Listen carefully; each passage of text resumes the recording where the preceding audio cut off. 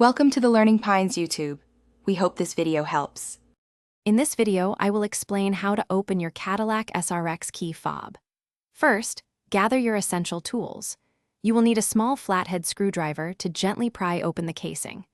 Make sure you have a fresh CR2032 battery ready for replacement. It is also helpful to work on a clean, well-lit surface to prevent losing any small components and to clearly see what you are doing. To begin, press the release button and slide out the emergency key from the bottom of your fob. Next, carefully examine the key fob side to find a small notch or slot, often near where the emergency key was housed. Insert the tip of your flathead screwdriver into this opening. With a gentle twisting motion, you can start to pry the two halves of the key fob apart.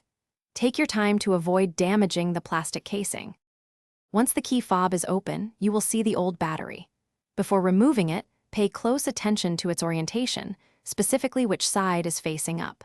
The Cadillac SRX key fob typically uses a CR2032 coin cell battery.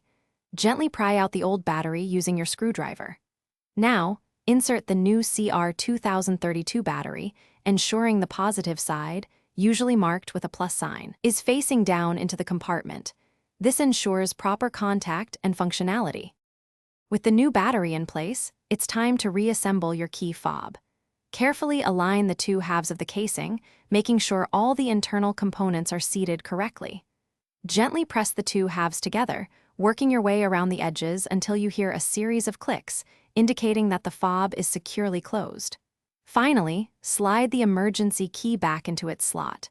Before you go, remember to check the description below for a link to the Oala water bottle and other great deals. Thanks for watching. Consider subscribing if we helped you.